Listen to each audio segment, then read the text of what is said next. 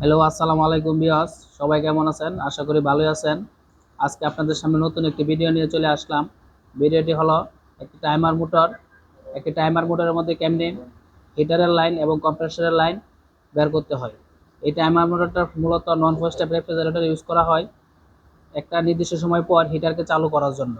তাহলে যেহেতু এখানে টাইমার মোটরটা একটা নির্দিষ্ট সময় পর হিটারকে চালু করতে হয়, লাইন দেওয়া হয়, সেক্ষেত্রে এখানে একটা হিটারের লাইন আছে এবং একটা কম্প্রেসরের লাইন আছে। এই লাইনটা কেমনে বের করতে হয় আমরা এটা আজকে দেখব।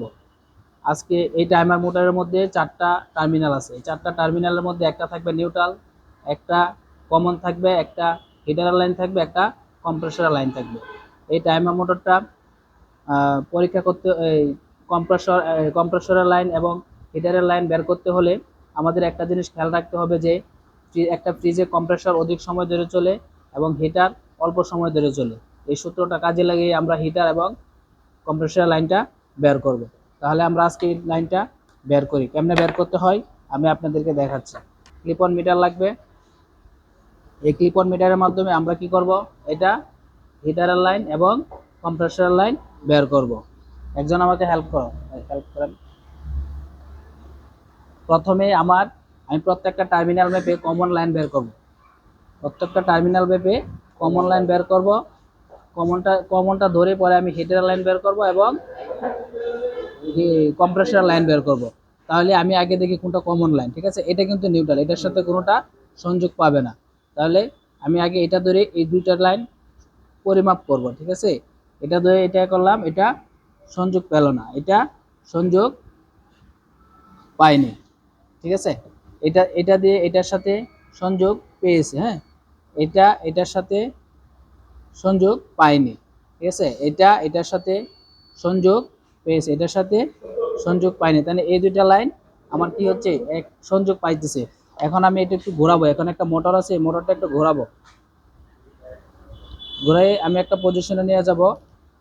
এই মোটরটা ঘুরতে ঘুরতে একসময় হিটারের লাইনে পড়বে। আমি একটা পজিশনে নিয়ে যাব। ডাবল পড়ে গেছে।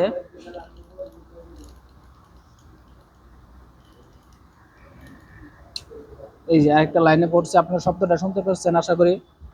এখন এই দুইটা টার্মিনাল প্রথমে সংযোগ পেয়েছিল। এখন দেখবো এইটার সাথে এই টার্মিনালটা সংযোগ পায় নাই, এটাও সংযোগ পায় নাই। এটার সাথে এটা সংযোগ পেয়েছে। তার মানে একবার ঘোরানোর সময় এটা সংযোগ পেয়েছে, আবার প্রথমবার এটা সংযোগ পেয়েছে। তার মানে এটা আমার কমন, ঠিক আছে? এখন আমি কমন ধরে হিটারের লাইন বের করব এবং কমন ধরে কম্প্রেসর লাইন বের করব।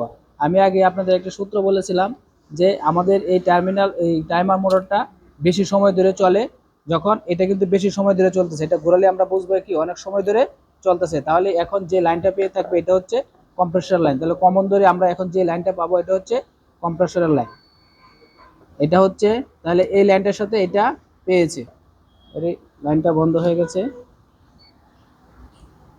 এটা হচ্ছে কম্প্রেসর লাইন।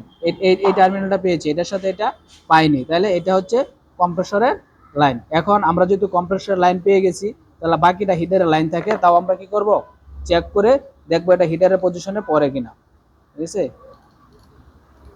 এটা বেশিক্ষণ সময় ঘুরতেছে, এখন হিটারের লাইন করেছে। এখন যে লাইনটা পাবে এটা হচ্ছে হিটারের লাইন। এখন আমরা দেখবো এটার সাথে এই লাইনটা পেয়েছে। তাহলে আমরা কি বুঝতে পারলাম, আমরা চেক করে বুঝতে পারলাম প্রথমে কি বের করতে হবে, টাইমার মোটরের কমন বের করতে হবে। কমন বের করার পর আমাদের কম্প্রেসর লাইন বের করতে হবে এবং হিটারের লাইন বের করতে হবে। যেটা দীর্ঘক্ষণ সময় কি হবে লাইন দিয়ে থাকবে সেটা হবে কম্প্রেসরের লাইন, এবং যেটা অল্প সময় লাইন দিয়ে থাকবে এটা হবে হিটারের লাইন। এবং সাইডে যেটা থাকবে বা আলাদাভাবে যেটা থাকবে, যেটার সাথে কোনটা সংযোগ পাবে না, সেটা হবে নিউট্রাল লাইন। আশা করি আপনারা বুঝতে পারছেন। আরো ভালো ভালো ভিডিও পেতে আমাদের পেজে লাইক দিবেন, ফলো দিবেন, ঠিক আছে? শেয়ার দিবেন এবং কমেন্টস করবেন। সবাই ভালো থাকবেন, সুস্থ থাকবেন। আসসালামু আলাইকুম, আল্লাহ হাফেজ।